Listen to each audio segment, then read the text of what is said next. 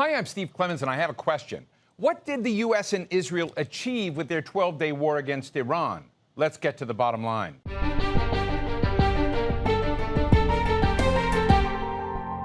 After bombing each other for 12 days, including an attack by the United States on Iranian nuclear sites and a telegraphed Iranian response, a ceasefire was announced by President Donald Trump. All three sides claimed victory, and celebrations were held in Tehran's Revolution Square as Tel Aviv went back to normal life. When Israel attacked Iran, Israeli and American leaders were talking about ending Iran's nuclear program and maybe even regime change in Tehran. Neither of those things happened, and now Trump is talking about resuming dialogue with Iran.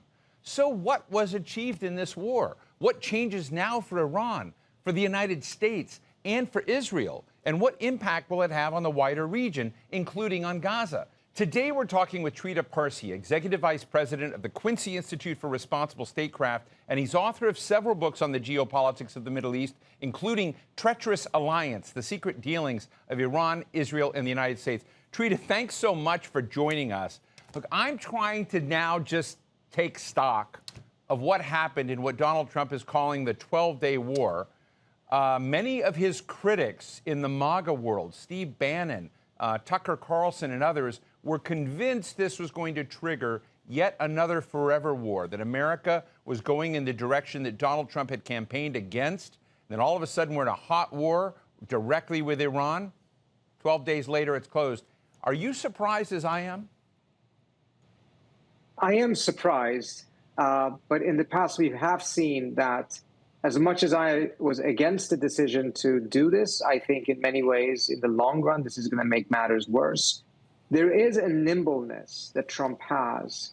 He is not path dependent. He can make decisions and change his course 180 degrees without regret, without much consideration. And as a result of that ability, which is also part of the reason why he went into Yemen, another mistake, but then within 30 days, he pulled out, declared victory, even though nothing had been achieved. But imagine other presidents. They would have continued, even though they knew very well nothing would be gained. They wouldn't have to, they didn't want to deal with the political cost of having to pull out. So they would have just kicked the can down the road and hoped that the next president would deal with it. And after a couple of presidents, you're sitting there with a 20-year endless war. Trump didn't do that. He should have gone in, but he pulled out, and I think that's good. And in this case as well, I'm not so sure the original plan was just to do a one-off. It may have been, but I think it nevertheless came at a huge risk.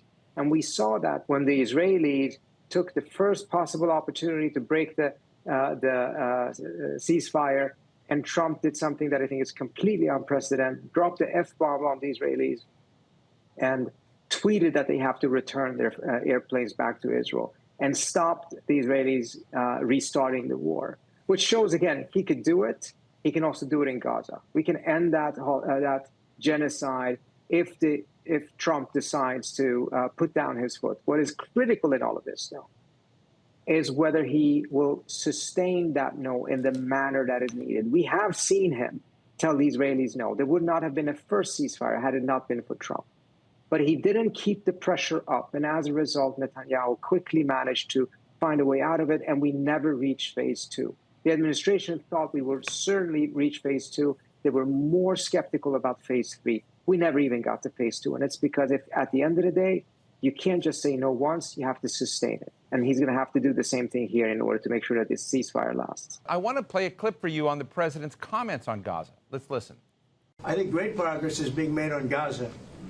I think because of this attack that we made, I think we're going to have some very good news. I was talking to Steve Witkoff, who, by the way, is terrific. He's really very knowledgeable. But he did tell me that Gaza is very close. So, Trita, here's the president on kind of a victory lap. He's in NATO, where he's been celebrated for encouraging nations to get their defense spending up. He's coming off the 12-day war in which he's gotten both sides to kick back. And he's saying, hey, hold on, we may have some good news in Gaza. Is this equation adding up for you? I'm not really sure. Now, there is an element in which perhaps the Iranians have agreed to do something on the Gaza front. But to be completely frank, what has held up any agreement in the past is not because Hamas was not willing to release the hostages or because they were playing for time or anything like that. It's over and over again been because of the fact that at the end of the day, Netanyahu does not want to end that war. And he would never commit that even the release of all hostages would lead to the end of the war. Now, what the Iranians can do about that, it really, baffles me. So I'm a little bit surprised by this. But I will go back to what I said earlier on. If Trump is confident that something can happen in Gaza, perhaps he had put down the foot with the Israelis and told them enough is enough. That would be great news, but for that to be a long-term solution or lead to a long-term ceasefire, he needs to keep that foot down. He needs to sustain that pressure because Netanyahu has proven himself to be absolutely masterful in finding loopholes and restarting the war and trying to trap Trump in positions in which he cannot pressure Israel. One of the other dimensions of this conflict, really the post-conflict, has been the administration's insistence that it obliterated Iran's nuclear program, that there is nothing left. And it's so destroyed that there's not even a need for nuclear negotiations any longer. There may be a talk about other issues, according to President Trump, but not nuclear issues. It feels a little bit to me like George W. Bush on the ship with the big mission accomplished sign behind him. How does it feel to you? I understand that imagery. I think there's one important difference. The administration is saying this because they don't want to go back in. They're under tremendous pressure from the Israelis to restart the war. The Israelis were going to the president saying everything is not finished. And the president, and I think that people around him, perhaps even more so, understood that even if he went back in, and even if the program was eliminated in the second round, the Israelis would after that come back and say, but hold on, you didn't take out the missiles. And even if he did that, the Israelis would come back and say, but hold on, what about their conventional military capabilities? And even if he did that, they would come back and say, yeah, but they still have these proxies in Iraq and elsewhere. It was a realization that this was just going to be an endless stream of demands. And as a result, they had to essentially push the narrative that the bombing was not only so successful that it eliminated the program, but it may actually have made diplomacy unnecessary. I think that was a threat to the Israelis. It told them Trump may just wash his hand of this entire issue, say no deal is any longer needed because there is no nuclear program, and just walk away from this. Because at the end of the day, as bad as I think it would be if we have that proliferation of nuclear weapons, this is not an immediate threat to the United States. It may be a threat to Israel, particularly mindful of how Israel is conducting itself, but it's not an immediate threat to the United States. So Trump was, I think, with that, sending a signal to the Israelis that they're going to have to join him in saying that this was successful, which incidentally they did. And after that, Trump also came out and defended Netanyahu in terms of his domestic judicial context in which the legal case is against him. But I'm wondering whether or not this gives us an opportunity on something you've been working on for a long time, a real sea change in the possibility for Iran-U.S. relations. I want to just post a tweet that Donald Trump put out to the world. It's a very, very long tweet, but I'm going to read the highlighted part. He says, God bless Israel, God bless Iran, God bless the Middle East, God bless the United States of America, and God bless the world. Could you ever imagine a situation where the President of the United States wrote in a tweet, God bless Iran? Is this an opportunity for a real different track now in U.S.-Iran relations? Precisely because of the fact that Trump can go out and say all kinds of things, the Iranians are not going to take that as seriously as they would if, for instance, Obama or Biden had said that. On the other hand, they would never have said that. I mean, Obama never tried his best to express positive sentiments vis-a-vis the Iranian people, as well as a pathway for the Iranians to get back into what he called the community of nations. Biden never said a positive word. Even when it came to him kind of getting back into diplomacy, he was not willing to lift a finger to create an atmosphere that would make diplomacy more likely. In fact, the first instance I see in which something positive was said about Iran, a positive message to the Iranian people, was when Iran qualified for the World Cup and Trump's envoy, Rob Malley, tweeted a congratulation to the Iranian people. That's it. Nothing else. Nothing that actually was in a systematic effort in order to actually pave the way to talks, which is what Obama did. He went out of his way. He had the Nowruz message, all of these different things to create an environment that was conducive to diplomacy. Trump, on the other hand, can say these things, but he can also bomb. So the spectrum has never been wider. Do you think, Trita, that the war is over for Iran, from Iran's perspective, that we're not going to see retaliation down the road, that Iran may begin to change its rhetoric of anti-Israeli, anti-American focus, begin focusing more on its internal problems than its own people? Has anything changed in the DNA of Iran's direction or course, or are they just biding their time to wait for a moment to strike again? If anything, it's gone in the wrong direction.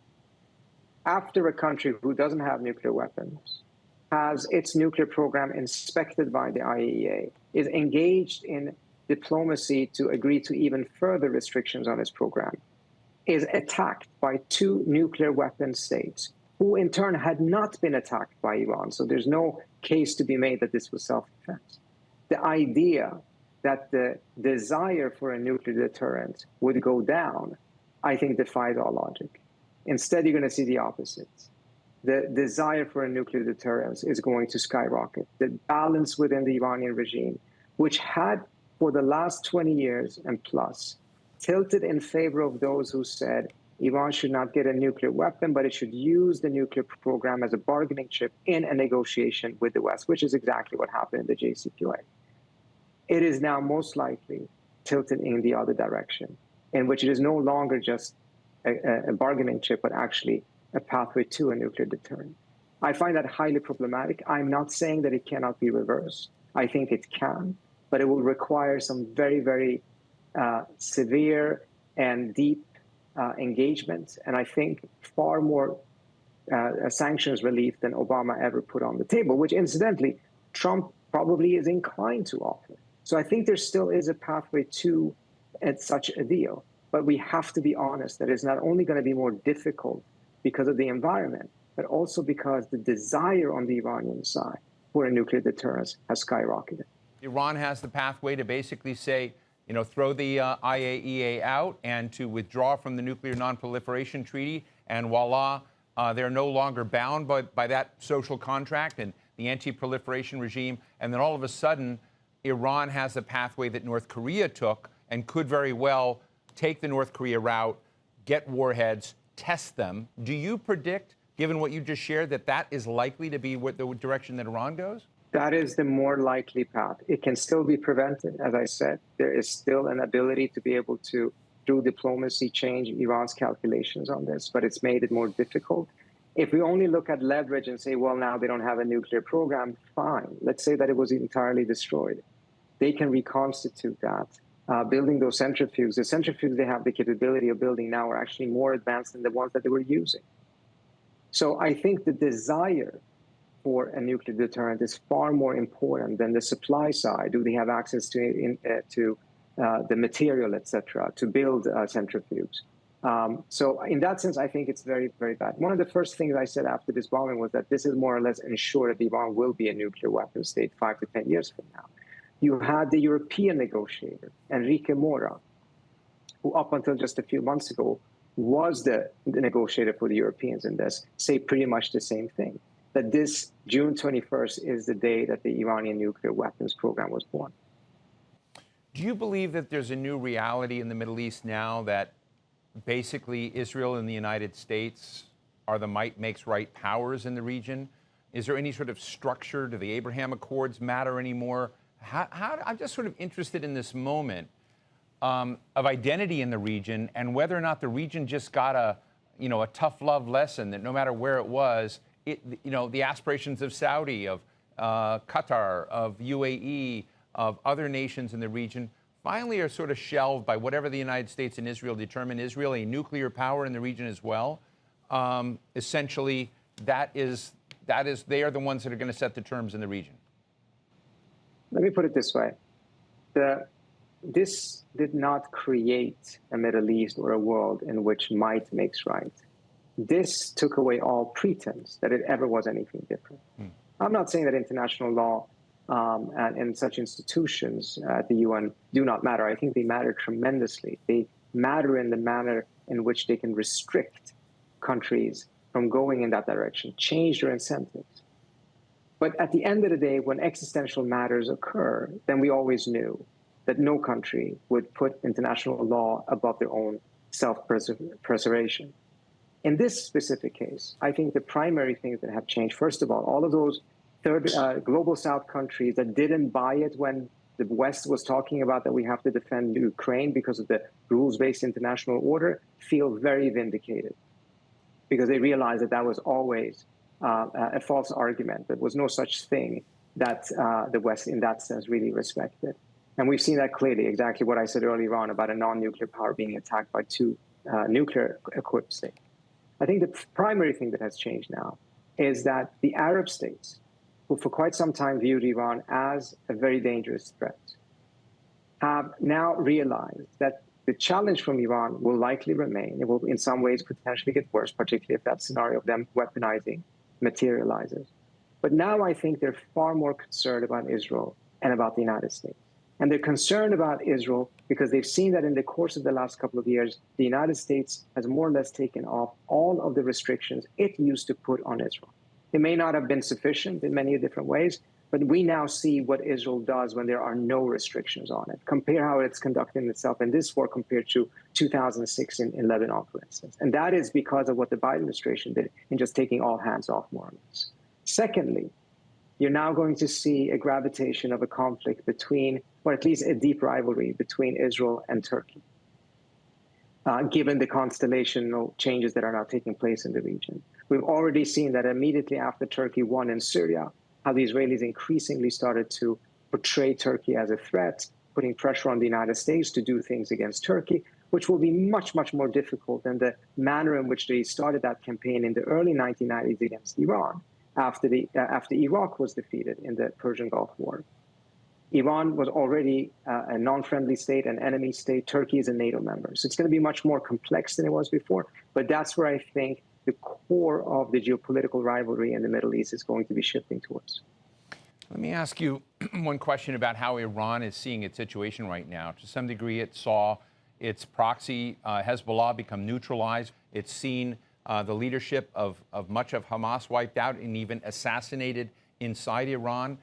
It saw its air defense system easily penetrated and neutralized. We now know that there are operating groups that Israel has access to or controls inside Iran. What do you think Iran has learned from this moment, given how porous and penetrable its security has been? I think it means that the type of forward defense the Iranians have invested in for the last 15, 20 years is in shadows. The first line of defense of Hezbollah more or less is gone. Syria, of course, which was crucial in this. Hamas never played a big role in all of this. Their second line of defense for the air defenses, which was never something anyone particularly put much faith in, have proven to live up to the expectations, which is not much to have faith in.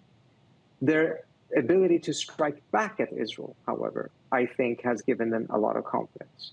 Over the course of these last 12 days, we saw how the Iranians started using new missiles, tested them. Some days they shot a lot of them. Some days they shot fewer to test how they would work. They learned a lot about how the various levels of layers of Israeli air defense systems work. I think one of the last days of the fighting, they got more than 1/3 of the missiles through. They also saw how they could exhaust the Israeli air defense systems. And I think one thing we have to really keep in mind, if this was an Iran-Israel fight, the outcome most likely would have been that the Iranians would have won. But it never was an Iran-Israel fight. The Israelis have superior military technology. Their intelligence services, as you point out, have scored some significant victories. And on that area, they're absolutely superior. But the reason why the Israelis nevertheless could fight in the manner they did is because of the constant support they were provided by the United States. This was an Israeli-American fight at the end of the day, since the U.S. is paying for 70% of Israel's military expenses. It is American weaponry with that is supplied to keep up their air defense system. It's the U.S. that is producing the Patriots, the Iron Dome, all of these different things. So in that sense, I think the Iranians also see that, yes, they are very vulnerable, and they're more vulnerable than they were before because of the successes of Israel.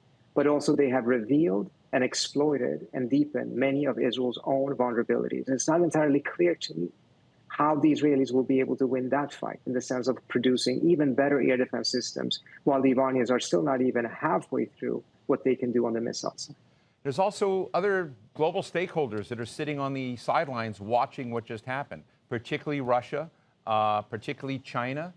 And I'm not sure they really stood up that strongly in Iran's defense. You may see it differently, but is Iran feeling like it has friends out there? Or were you as surprised as I was that essentially Iran was left on its own inside, Trump's machinations?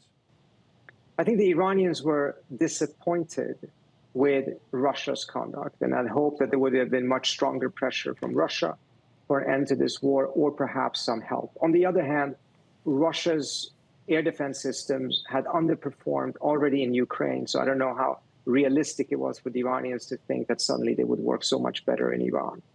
But they probably wanted more from Russia. I don't think they had expectations from China. This is not how China does things. China does not step in this type of a manner. And I'm sure that if this had dragged on longer, they would likely have succeeded in getting some non-lethal military or other types of support for them, but nothing compared to what the United States, of course, is providing the Israelis. You also saw no statement coming out of the Shanghai Cooperation Organization or the BRICS, which was largely because the Indians were blocking it. So the picture is one in which Iran was more or less completely alone. And Israel was not having much support necessarily from elsewhere, but it had two things. It had massive support from the United States that kept on going, even at a moment when Trump was very upset with them. And secondly, a dramatic shift in Europe, in which they were no longer just justifying what Israel was doing. In the past, they would be opposing it. But it wasn't just that they were now justifying it. They were legitimizing it in the manner that the German chancellor said that Israel is doing our dirty work for us. That is a legitimization of what Israel was doing. They started off their statements by saying Israel has a right to defend itself, as if Israel had been attacked. You could have said that at least in the beginning of October 7th. They, of course, hired that statement a year and a half later, in which everything that happened apparently was justified by October 7th, but nothing justified October 7th. But now you had a situation in Iran had not even attacked them, and they were starting off their statements by saying that Israel has a right to defend itself. So in that sense, the strategic loneliness of Iran is another one of those factors that makes it very difficult to believe that absent some larger deal with some very, very significant incentives, the Iranians will not move towards weaponization. Well, we will have to leave it there. Very grateful to you, Trita Parsi, Executive Vice President of the Quincy Institute for Responsible Statecraft. Thanks so much for joining us today. Thank you so much for having me. So what's the bottom line? In some ways, this 12-day war changes absolutely nothing in the equation between both sides, and Iran's sovereignty is still intact. But in other ways, the war has made a real difference. President Trump says Iran's nuclear program was so damaged, there's no need for further talks about that. And Israel was able to maneuver the U.S., after more than 30 years of trying, into an overt and direct attack on Iran. But a lot of what we see now is the illusion of success, that illusion that Iran's nuclear program is over, or that illusion that Israel achieved a definitive military success against Iran, or Trump's illusion that this chapter is closed and needs no more attention, or the biggest illusion that Gaza and the Palestine question can be overlooked. Illusions are temporary, and the tensions in the Middle East are nowhere near resolved. And that's the bottom line.